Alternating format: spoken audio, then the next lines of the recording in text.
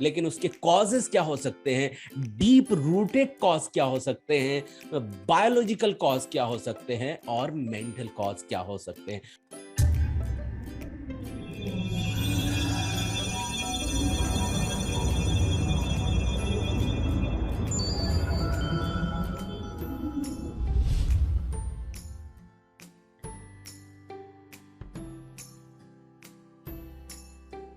Welcome to the another episode of abundance sources series. और आज हम जो बात करने वाले हैं, बहुत ही उम्दा टॉपिक पर बात करने वाले हैं, जिसका नाम है कैंसर, क्योर एंड कॉजेस।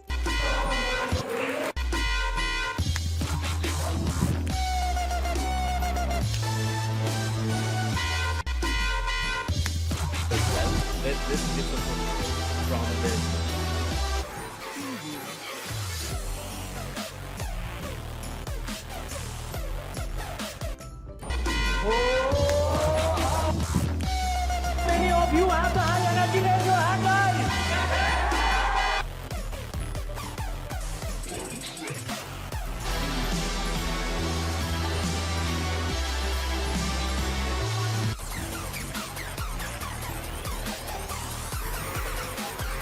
हमने आज तक सिर्फ कॉजेस के बारे में कभी नहीं सुना है, सिर्फ हमने ट्रीटमेंट के बारे में सुना है। ट्रीटमेंट के बारे में तो जरूर बातें होंगी, लेकिन उसके कॉजेस क्या हो सकते हैं, डीप रूटेड कॉज क्या हो सकते हैं, बायोलॉजिकल कॉज क्या हो सकते हैं और मेंटल कॉज क्या हो सकते हैं। कौन सी चीज कितना ज्यादा परिणाम लाती है क्योर की ओर, और कौन सी ऐसी चीज है जिस पे हमारा फोकस ज्यादा होना चाहिए अपार्ट फ्रॉम मेडिकेशन। आज इन सारी बातों पर हम चर्चा करेंगे, तो please tune in to this video till the end, because at the end you are going to get something amazing. Are you ready for it? Are you ready for it?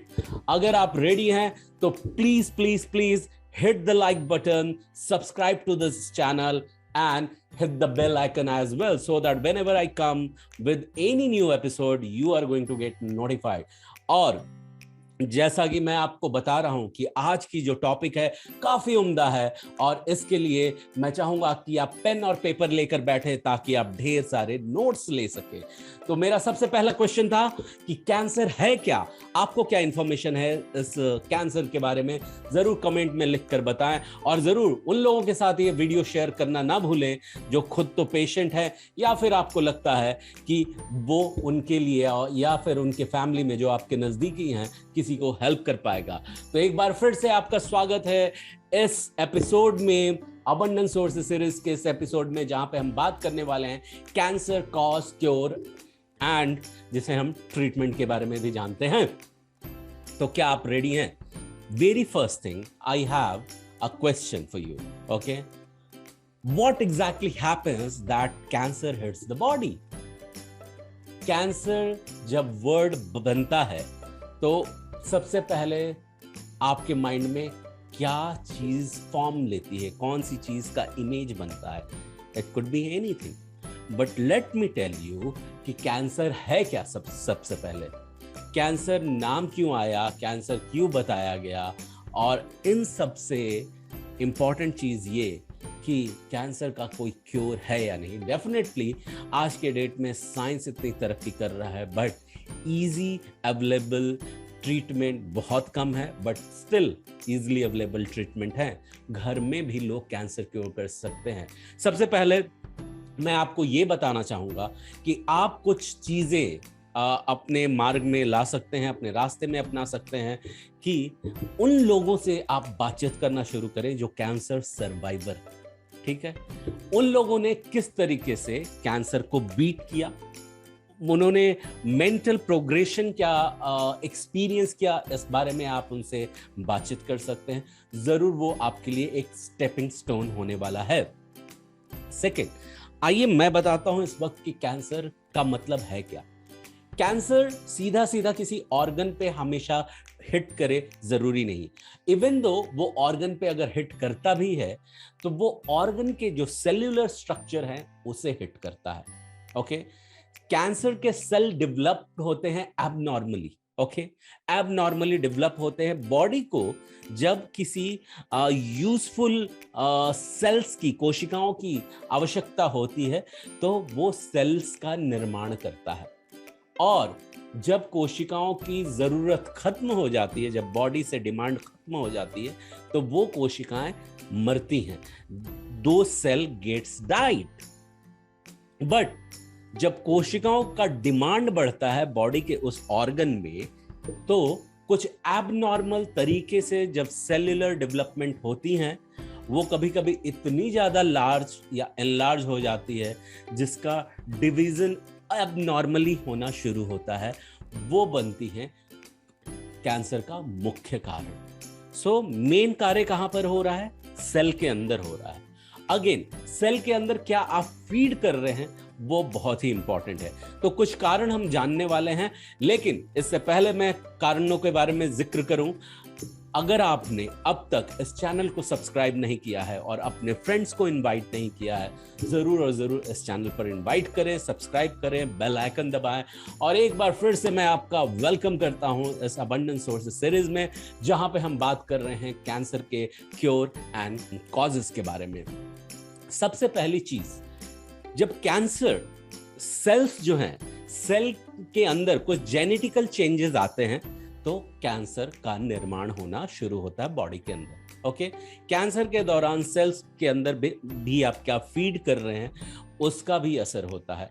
एक जगह मैंने पढ़ा था, इनफैक्ट मैं मेरे spiritual masters से भी जब सीखता हूँ ये, तो उनकी तरफ से आता है, what you are intaking that your body will give you as output. Okay, so आप आंखों के जरिए क्या अंदर ले रहे हैं, जुबान के जरिए क्या अंदर ले रहे हैं, और फिर सोच के जरिए क्या अंदर ले रहे हैं, आप फ्रैग्रेंस के थ्रू क्या अंदर ले रहे हैं, अपने सारे सेंसेस के थ्रू क्या इनटेक कर रहे हैं, इसका असर आपके बॉडी के अंदर आता है। तो जब मैंने बात की कि cellular genetical changes are also one of the cause of the cancer, तो यहाँ पे एक क्विक नोटिसेबल बात यह है कि आपके कंजम्पशन में क्या आप हाइब्रिड, आप सुनिए इसे गौर से, क्या आप हाइब्रिड फूड इनटेक करते हैं?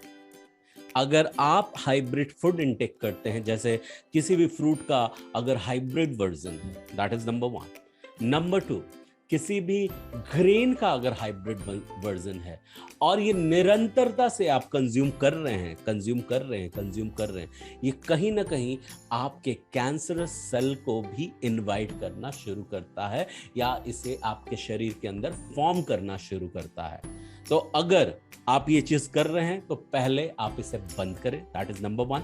नंबर 2, आपने अगर इसे शुरू नहीं किया अभी तक, बट अगेन इसका खान पान इस तरीके से है, आपने किन किन कारणों की वजह से बॉडी के अंदर अगर ओबेसिटी भी होती है तो भी एक रीजन हो सकता है कैंसर इनवाइट करने का आपके बॉडी के अंदर। दूसरा, अल्कोहल कंजम्पशन, च्यूइंग टबैको, अलग अलग चीजें जो हैं जो आप सुनते आ रहे हैं बाहर से, वो सब एक रीजन हो सकते हैं। बट कभी कभी क्या होता है, कुछ बॉडीज ऐसी भी होती हैं जिसके अंदर कैंसरस चीजें होती नहीं है, फिर भी वो बॉडी अपने अंदर कैंसर को डेवलप करती हैं। कैंसर के कई सारे वैराइटीज हैं, बहुत कई सारे टाइप्स हैं, कैंसर के कई सारे टाइप्स हैं, उसके बारे में हम कभी बात करेंगे, लेकिन फिलहाल हम जेनरिक बातचीत कर रहे हैं कैंसर के बारे में। तो सबसे पहले आपने देखा कि आपका इनटेक क्या है, ओके, हाइब्रिड है क्या, ओके, जैसा आप खाएंगे वैसा आप रिजल्ट प्रोड्यूस करेंगे। सेकंड, और कंजम्पशन में अल्कोहल्स वगैरह हैं क्या, वो आपको देखना है। थर्ड, आपको ये भी चीजें देखनी है कि आपका एक्सपोजर बहुत ज्यादा सनलाइट से तो नहीं हो रहा है। कभी कभी बहुत ज्यादा सनलाइट भी कैंसरस रीजन हो सकता है। बहुत ज्यादा मैं कह रहा हूं, मैं मॉर्निंग आवर्स के सनलाइट के बारे में बात नहीं कर रहा हूं, या फिर लेट इवनिंग आवर्स के सनलाइट के बारे में बात नहीं कर रहा हूं। इसका भी आपने ध्यान रखना, ये एक रीजन हो सकता है। फिर अगला आता है, वो है कि आप कई सारे केमिकल के साथ में आपके स्किन का एक्सपोजर है, उसके जो स्मेल्स होते हैं उसके साथ निरंतरता से आपके एक्सपोजर हो रहे हैं, वो आप इनटेक कर रहे हैं, those could be the another reason. But again आपको एक बात मैं ये बताना चाहूंगा कि जब आपकी ऑर्गन एक सेल्यूलर स्ट्रक्चर निर्माण करना शुरू करती है, आपके बॉडी में से फॉर एग्जांपल प्रोटीन्स या फिर विटामिन्स की सप्लाई कम है, जहां से सेल्यूलर फॉर्मेशन को इंक्रीज किया जा सकता है बॉडी के स्पेसिफिक ऑर्गन द्वारा, और अगर ये डिमांड फुलफिल नहीं होती है बॉडी के अंदर, तो उस केस में क्या होता है, एरोनियस वे में आपके सेल्यूलर स्ट्रक्चर डेवलप होने शुरू होते हैं, but at the same time वो जो सेल्यूलर का स्ट्रक्चर तैयार होता है, कुछ अनवांटेड सेल्स जो बॉडी के अंदर अवेलेबल होते हैं, which are fought by the positive cells, are also taken by or grouped by through because of confusion of those cellular structure mechanism together. अब इस केस में क्या होता है कि आप सेल्स ग्रुप हैं जब स्ट्रक्चर फॉर्म कर रहे होते हैं so that they can protect the specific organ, उस केस में एक एरोनियस सेल का प्रवेश क्या करता है, अब वो धीरे धीरे बाकी के सेल्यूलर ग्रुप्स को इंपैक्ट करना शुरू करता है। अब बड़े ध्यान से देखिएगा, इसमें हुआ क्या, एक छोटी सी गलती ये हुई कि बॉडी के अंदर प्रॉपर विटामिन और मिनरल और प्रोटीन की फुलफिलमेंट ना होने की वजह से एरोनियस वे में सेल्यूलर ग्रुप स्ट्रक्चर तैयार किया गया, जो कि आपकी बॉडी के द्वारा, जो कि आपके ऑर्गन को प्रोटेक्ट कर सकता था। बट एक सेल्यूलर मॉलिक्यूल जब आपके बॉडी के अंदर एरोनियसली क्रिएट हुआ है, तो क्या करता है, वो बाकी के सेल्स को इंपैक्ट करना शुरू करता है। बट जो बाकी के सेल्स रहते हैं, they are in touch with this erroneous cell, but there is some confusion because of that. वो पूरा ग्रुप कंसीडर ऐसे करता है इस एरोनियस सेल को दैट बाकी के सेल्स के जैसा ही ये सेल भी है, however this is a negative cell, this is the means impacting cell to your particular organ. और ऐसा करते करते आपके जितने भी सेल्स होते हैं वो सब इंपैक्ट होने लगते हैं। तो यहाँ पे सबसे पहले क्या क्रिएट किया गया, सबसे पहले सेल्यूलर ग्रुप्स में कंफ्यूजन तैयार किया गया। तो वो एक पूर्ण इकोसिस्टम को धीरे धीरे करके उसमें कंफ्यूजन क्रिएट किया गया एक स्मॉल एरर की वजह से।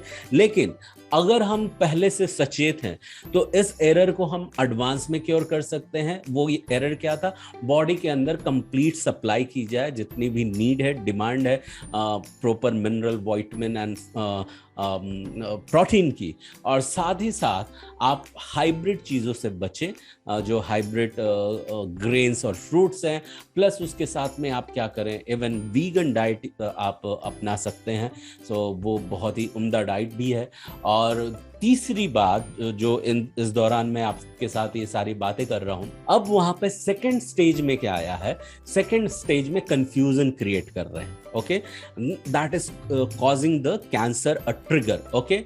एंड देन फाइनली जब पूरा ब्लॉक, पूरा प्रोटेक्टेड सेल्यूलर सिस्टम इंपैक्ट होता है आपके protective layers of the organ में, तब वो पूर्ण तरीके से इंपैक्ट करता है उस पर्टिकुलर ऑर्गन को। अब हम इस बारे में क्या सोचेंगे, जब भी हमारा इनटेक हो रहा है तो खाते वक्त में इनटेक यानी बॉडी को जब हम कुछ खिला रहे हैं तो उस वक्त में हमारे थॉट प्रोसेस क्या है। अगर हमने थॉट प्रोसेस ऐसे भी रखे कि कहीं इसके थ्रू मेरी बॉडी के अंदर अगर लेस, आपने अगर स्कार्स की संभावना रखी है अपने माइंड में, स्कार्सिटी की बारे में सोचा है कि सफिशिएंट मिनरल नहीं आ रहे हैं, सफिशिएंट विटामिन नहीं आ रहे हैं, सफिशिएंट प्रोटीन्स नहीं आ रहे हैं, तो इनफैक्ट जो जाने वाला भी है वो सफिशिएंसी क्रिएट नहीं करेगा, जिसकी वजह से जो फुलफिलमेंट आनी चाहिए थी बॉडी में वो उसे क्रिएट नहीं करेगा। Because what you speak that you sustain inside your body, ये है आपका universal law. What you speak inside your mind, that creates the mechanism inside your body as well. that creates the support system inside your body as well. तो आपके thought process उस वक्त क्या है, plus उसके बाद सपोज आपने consume कर भी लिया है, बाद में किस तरह के विचार आ रहे हैं कि अब तो मैंने ये खाया है, उसके बावजूद क्या आप अपने आप को पॉजिटिव रख सकते हैं और किस तरह की बातों को अफर्म कर सकते हैं। तो सबसे पहली बात, अब कुछ चीजें हुई हैं, आपको समझ में आया है कि मेन कॉज क्या हो सकते हैं, बट एट मेंटल लेवल आपके थॉट प्रोसेस क्या हो सकते हैं ये आपने समझा है। बट अब क्योर की ओर चलते हैं। तो क्योर के लिए क्या होनी चाहिए कि जब भी डिसीजन मेकिंग के लिए आप आते हैं, देखिए मेडिकेशन तो आपको रखना ही रखना है, you continue to be with medication, doctor के साथ कंसल्टेशन करना ही करना है, but at the same time आपको कनेक्ट करना है उन लोगों के साथ जो कैंसर सर्वाइवर्स रह चुके हैं, plus eight the same time आपको अपने बॉडी के अंदर जो मैसेजेस डालने हैं वो क्योर के डालने हैं, वो रिकवरी के डालने हैं।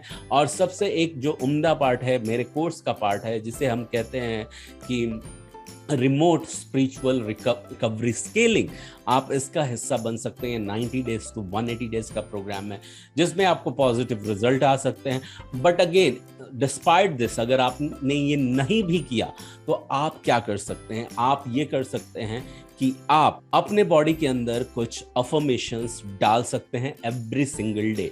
आप मेरे साथ जब कनेक्ट होते हैं ये स्केल अप रिकवरी सिस्टम के लिए, तो उस समय मैं एक स्पेसिफिक कस्टमाइज ऑडियो देता हूं, एक ऑडियो ट्रैक देता हूं जिसे हम बाइनरल बीट्स कहते हैं।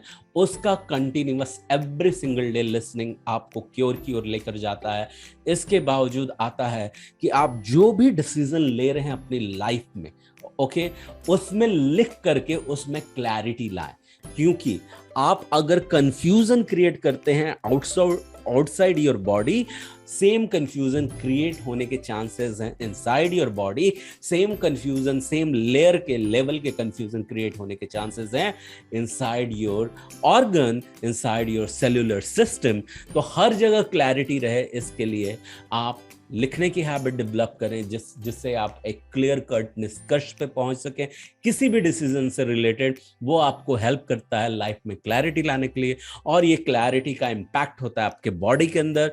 तो बहुत ही मींस हायर लेवल की क्लैरिटी ऑलवेज चाहिए होती है आपके डिसीजन मेकिंग में। No confusion with that, and then further you continue to affirm. And यहाँ पर मैं आपको एक अफर्मेशन दे रहा हूँ, readymade affirmation. Always you can affirm every single day. My every single decision is carried by a crystal clarity. My every single decision of my life comes with clarity. I'm super duper clear. I'm amazing. My front and back and rear are completely healthier, and I am receiving the health signal every single day, every single minute and every year. Okay, so ये कुछ affirmation है, आप इसे हर रोज निरंतरता से दोहरा सकते हैं। आप कह सकते हैं मैं पूर्ण रूप से स्वस्थ हूँ, मेरी बॉडी पूर्ण रूप से स्वस्थ है। हर रोज हर वक्त मेरी निर्णय स्पष्टता के साथ होती है और बड़े ही सच्चाई के साथ होती है।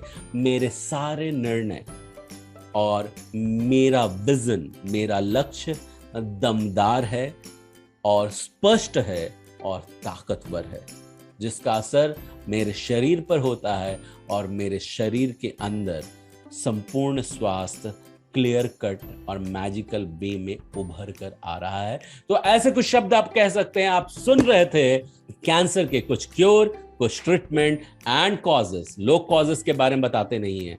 और अगेन मैं आपको एक बार फिर से रिमाइंड करना चाहूंगा, अगर आप इस वक्त सोच रहे हैं एडवांस और फास्ट रिजल्ट के लिए, तो आप जरूर मेरे रिमोट स्केलिंग रिकवरी का हिस्सा बन सकते हैं। और उसे अपने जीवन में अपना सकते हैं. Along with medication, it will continue to happen and you can see the result that is going to be definite. इसी के साथ मैं यहाँ पर विराम लूंगा, बट आपको एक बार फिर से रिमाइंड करना चाहूंगा, please subscribe to this channel, hit the like button, invite more people who can get benefited out of it. You were listening to Scale Up Abundance Coach Kumar Gaurav, and I am continue to sign on. Thank you so much for listening. May God bless you. Thank you.